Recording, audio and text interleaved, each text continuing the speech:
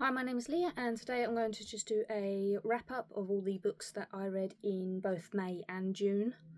I literally read like 2 short stories and 1 actual book in May, which is why it is combined like that. I didn't see the point in making 2, so I'm going to just throw myself into it.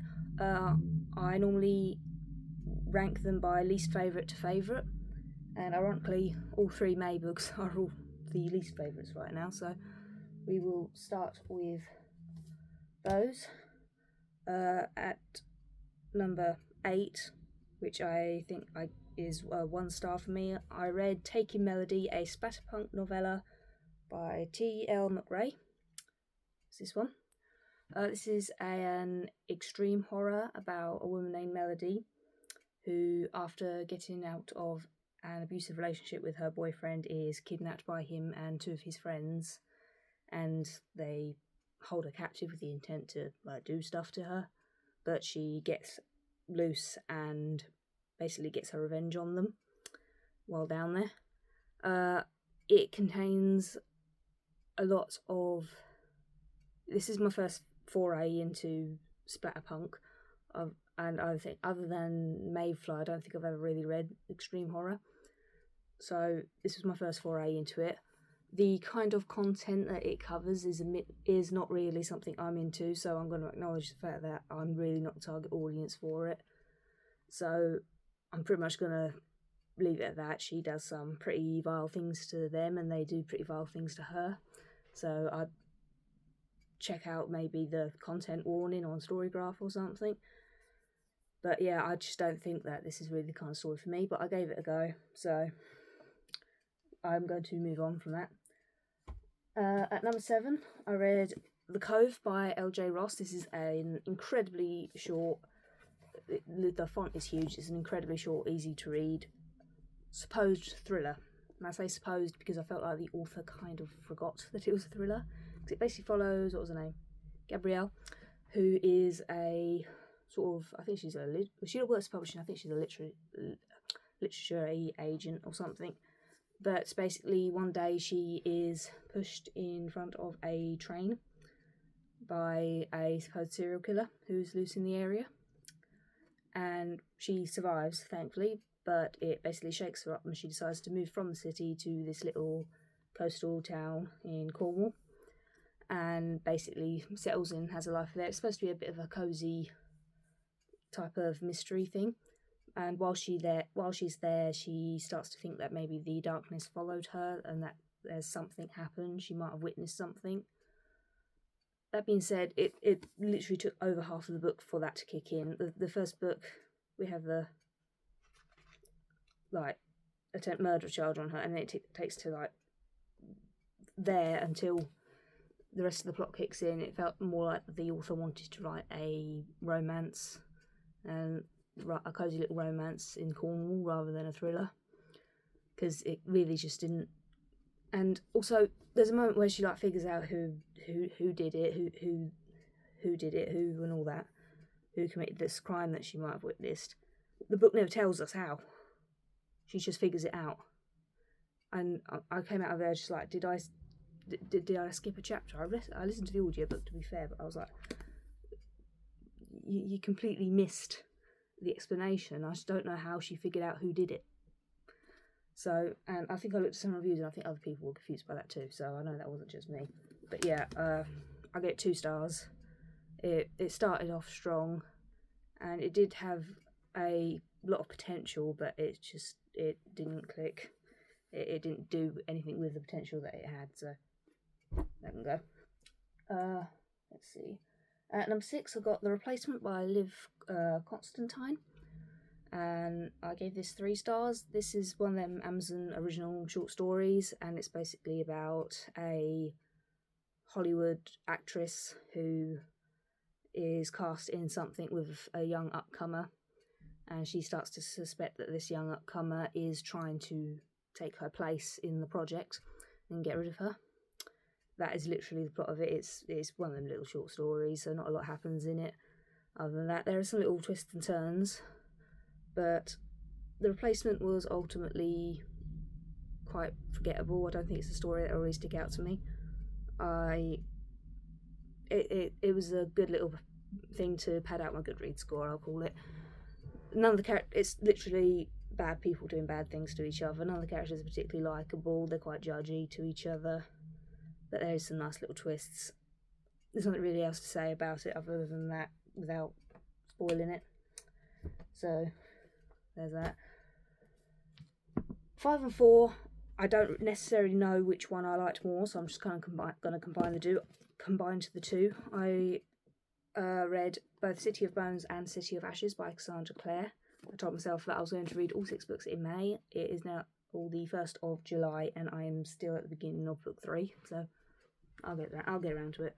But this is basically the story of Clary, who discovers that she is part of this world. She is a shadow hunter, and they are basically this group of people who, using sort of like magic tattoos, hunt vampires and demons and other monsters and so forth. And she meets a group of teenagers who are sort of upcoming shadow hunters. And she meets Jace, who introduces her to this world, and she starts to realise she's got connections to people in this world without her knowing, and people in her life start to go missing or get hurt and so forth, and she's basically got to put together exactly how she's involved and so on and so forth. I thought the first book was a decent setup. I gave it 3 stars. I think both of these books are 3 stars, to be fair, but in different ways. First book I didn't particularly like Jace, and Clary is not the most likeable protagonist. None of the characters are particularly likeable, and that's okay. A character doesn't have to be likeable, but none of them are necessarily interested enough to make up for it in this book. So I'll settle for that. Also, I just don't like stories where characters are falling in love with each other within 2 days. I don't think that's enough time. But I thought it was a decent start, and I choose to judge characters by who they are by the end of the series rather than the beginning. So I thought it was a decent start. It did have some funny moments. It is a story that has a lot of potential. Even though Cassandra Clare, I might catch some flack from some of her fans, I don't think she's a necessarily very good writer. Her at least in this story, I think these are her early days books. I have, if I can get it off the shelf without knocking anything over, more recent Swordcatcher. So she might have changed by that point, so I'm not going to throw this one off completely. But as of these books, I don't think her writing style is particularly amazing. But that's okay. It was a fun time. So I gave it 3, and I'm continuing with the rest of the series. So, and the second book, the writing style is pretty much the same. My main issue with it was that Clary was more of a reactive character, I felt like. I don't really feel like she was a character who's just going out there and taking the initiative on things. She was kind of just reacting to things that were happening instead. And she's still not an overly likeable character. She's still kind of disliking people simply for, well, she's disliking women for simply being other women. She's not a girl's girl, Clary. And also didn't really like the fact that some of these side characters felt a little bit sidelined. Like, I could not tell you a single thing that Isabel did, or Isabella, whatever her name is. I can't remember which one it was. I don't think I could remember a single thing that she did in this book. That said, Luke was still fun. Magnus pops up a little bit every now and then. He's still fun. Simon had a bit of a storyline that was interesting, even though I liked him more in this book than I did in this book. He felt like he was a bit nice guy, a little bit. I also know they're teenagers. Teenagers are dumb.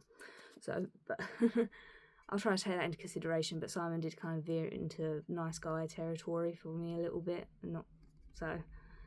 That being said, and it surprised me going into this, I actually felt a bit more sympathy for Jace, who I found quite annoying in that book. I just wish that some personality traits that he had in the first book, they waited until this one, because they felt a little bit more justified. He basically goes through some stuff at the end of this one, and I think his behaviour, had Cassandra Clare waited to establish those traits in this book rather than establishing them from the get-go, I think would have been better, because I feel like after that some of his behaviours have a bit more justification to them.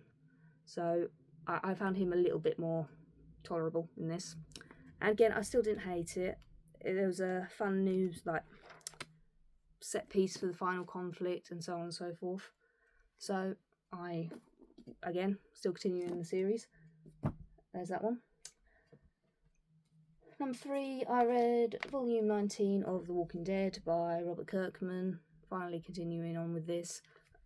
This sort of covers like end of last few episodes of like season 7 of the show, like Rick meeting Ezekiel and that fight that occurs in Alexandria.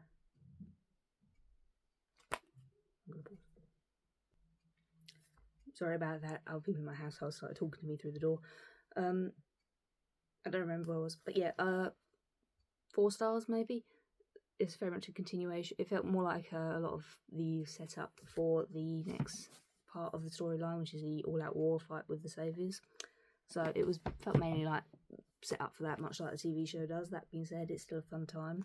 It's fun watching characters who I kind of already know from the show meet for the first time in the original source material and so forth. And it's no secret that I'm 100% going to continue with this series. I love Walking Dead, so we will just continue with that. But yeah, 4 stars. I enjoyed it. It's a part of the series. I don't really normally rate them, but yeah, whatever. Number 2, which I also gave 4 stars. Where are you?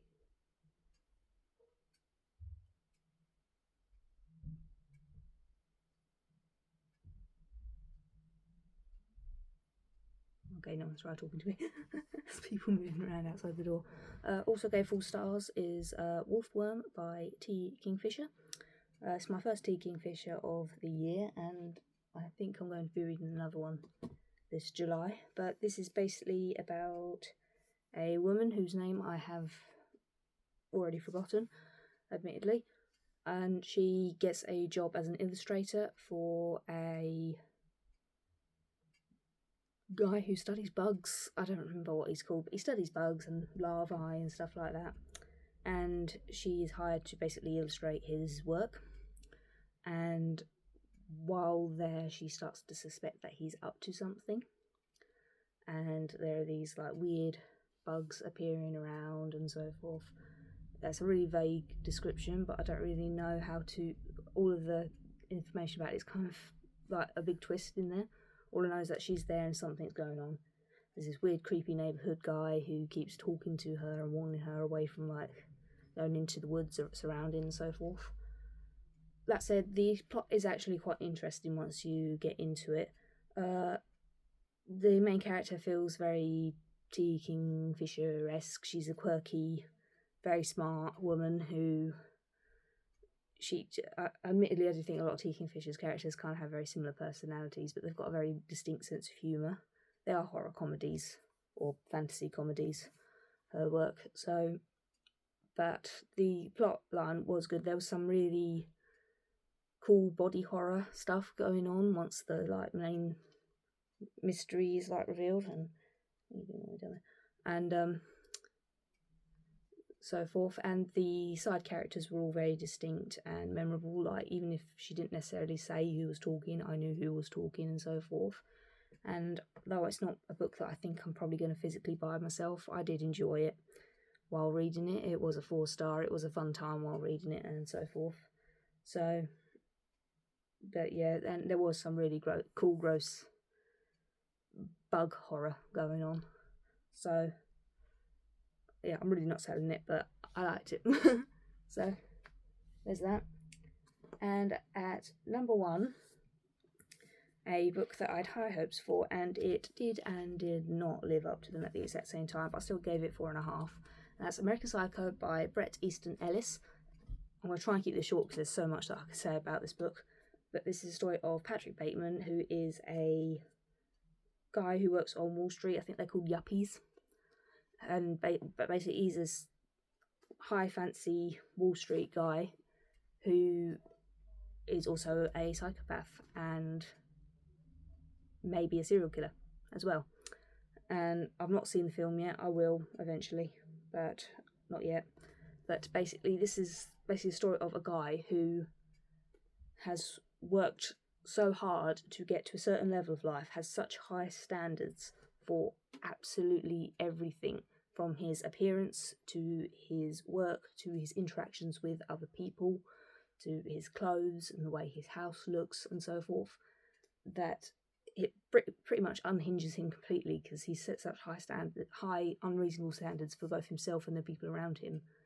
And he's very much a main character in his own head. He sees himself as the main character, and when things don't go his way, he can't handle it, and that's when things start to go wrong, and the psycho in him starts to appear, and he's basically just a guy performing his whole life. And the way that the unsatisfaction he is getting from this performance, because he's doing all this to get a certain thing, and it's not because that's the thing that he's supposed to want. He's supposed to want all this success, and his meeting the beauty standards and so forth, and it's just bringing him no satisfaction. So he is getting his release in other ways and so forth. And this book really delves into just how mundane his life is. There's like 5 pages worth of his like morning like beauty routine, and like 2 pages of it is just like the stuff that he puts on his skin to try and keep himself looking young. He's 26 and he's piling chemicals on his face to keep himself looking young and unblemished and so forth. And there's just long drawn out conversations about clothing attire, and like, should you pair this colour with this colour, should you pair this fabric with this fabric, and so on and so forth. And the characters just talk about such mundane, boring things all the time that it kind of turns around and becomes a bit fascinating at the same time.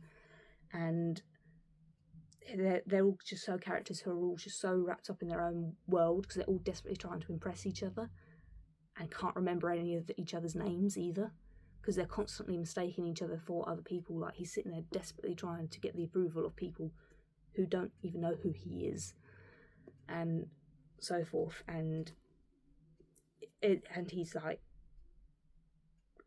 he's really prejudiced against other people, because he is like really like racist and sexist and homophobic, but he doesn't necessarily like people who are not that either. He just kind of hates everybody who isn't him, but he also hates himself a little bit as well. And he's just like, it wasn't something that I was expecting. He's a character who's kind of so narcissistic that he becomes a little bit pathetic at the same time. I'm just reading him, just like, God, this guy, I can't help but pity him a little bit, just from how pathetic that I find him, and so forth.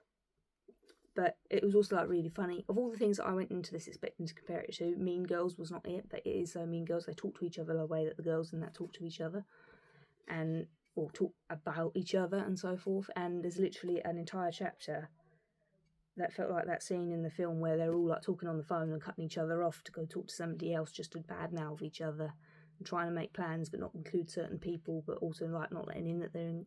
There's literally an entire chapter that just felt like that. It was just them going through the phone trying to make dinner plans, and him just slowly stressing out over it more and more, with all this like undercurrent of just like, we don't actually like each other, but we're pretending that we do just to please each other for the sake of it. And it's just, it feels weird to say that I enjoyed it, but it was a fascinating read, and I do want to read it again one day. So this was my favourite book of the past 2 months. And yeah, I definitely want to watch the film. But those were the books that I have read. So those are the books that I've read. My July plans, I've got some that I want to get through. I need to finish The Vampire Start. I finally started it though, and I'm really enjoying it. It's 5 stars so far, so I need to get through that. Again, I started City of Glass. It is both an improvement and not of the other two. I'll talk about it when I wrap it up. But yes, I am a fan of the YouTuber Gabby Reads, and she hosts every year the Summerween readathon, and I am going to attempt to do it. I'm not going to get mad at myself if I'm going to read the books. I've got the books I planned. I'm not going to get mad at myself if I end up going over the assigned time. It's the 3rd to the 9th, I believe, and I might go over that. I might go beyond the 9th, but I'm not going to get too mad at myself if I don't. But there are 5 prompts that you've got to read for this readathon, and I've picked a book for each, and I'm going to give it a go. It's not actually the first time that I've tried this. It's the first time I'm going to try and do it on camera, and hopefully I'll at least get close to it, because admittedly my problem is I always pick books that are far too long that I can't read in that time. But I'm going to give it a go. I've picked short ones this time, or shorter ones this time. But the first prompt is read a book in the dark or at night, and I've gone for Graveyard Shift by M.L. Rio. All these books I'll go into exactly what they're about in that video, because I'm going to try and film it. But this is the same author as If We Were Villains, which I was a bit meh about. It wasn't bad, but I didn't love it. But this is very, very short, and I think it's more horror than thriller. I think it's a little bit thriller. I really like the cover, like the mouse. It's giving a sort of a very T. Kingfisher vibe, actually. So, but yes, that's going to be my read a book in the dark or at night. I should get through that in one. Read a horror or thriller book. The Girl in 6E is what I'm going to go for. I think Katie Colson was where I heard about this from. Maybe, but I know other people have read it. I found this in a charity shop in Milton Keynes, I think. So I'll give that a go. The font's nice and big, and it's nice and floppy, so I'll give that one a go.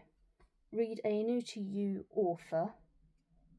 Both this and I think actually all of them but M.L. Rio are new to me authors, so all of them kind of fulfill that one. But I'm going for Hunger and Thirst by Claire Fuller. My mirror's right behind you, so everything's glaring, but it's the best light in the room. I think this is about a woman who, I can't remember if she was involved in something or if she witnessed something, and I think it's come back to literally haunt her now. I know it's a horror. I don't really know. I can't remember what it said it was about, but I don't want to. I'd like to go into this blind, so I'm going to read that one. It's on my NetGalley, and it is due back in like 20 days, so it needs reading. I think the book is actually already out. I think it came out in May, but oh well. I'm going to read it through there. This also fits the 4th prompt, which is read a book with pink on the cover, because you probably can't see it, but it does have sort of like pink here on the statue's thigh, and the tear is pink as well. But for that prompt, I've actually gone for Butcher and Blackbird by Brynne Weaver, which I know is very popular. And I know this is technically a dark romance, but it's serial killers, so I'm going to count it. Romance, murder, and chaos. That's the tagline. It's got murder in it. So you know it's going to be at least a little thrillery. And this is on my 26 books I want to read in 2026. So, and the last book is read a book that is under 125 pages, which this also fulfills, and I think Hunger and Thirst fulfills, but I've gone for Wicked Jenny by Matt Hilton. So I've never heard anyone talk about this book. And again, this is a new to me author, so, but yeah, again, it's a nice short one, so hopefully I'll get through it. But yeah, and once that's over, I borrowed 2 other books from the library. I definitely want to get to Earthlings, which I believe is about a girl, or a girl and a boy, 2 girls. I don't know, 2 people who are related. I think they're cousins, who believe that they're aliens. All I know is that I've heard that this is like really disturbing, which is, it doesn't look disturbing from the cover, but I know covers can be deceiving. I know it's really popular, and again, it's nice and short, so I'm going to give it a go. I know this is the author of Convenience Store Woman, which I did not enjoy. I found that book kind of pointless. Like, I feel like that at the end of that book, I've kind of felt like there was no point reading it because you're right back where you started. Whatever. I'm going to aim to get to A Sorceress Comes to Call. That might go over into August because it's admittedly not a priority, but I'm going to aim for it. And I'm going to try to read The Familiar and Our Infinite Fates, which are both also on my 26 for 2026. So I'm going to try to get to those as well, because I've read like 1, 2, 3, 4 if you count the Vampire Stat of those 26 books, and we're halfway through the year now. And I've included series as one book as well, and I've not touched any of them, so we're going to get to those. And so yes, those are the books that I read in May and June, as well as my July plans. So I will check in once the Summerween has started, and until then, goodbye.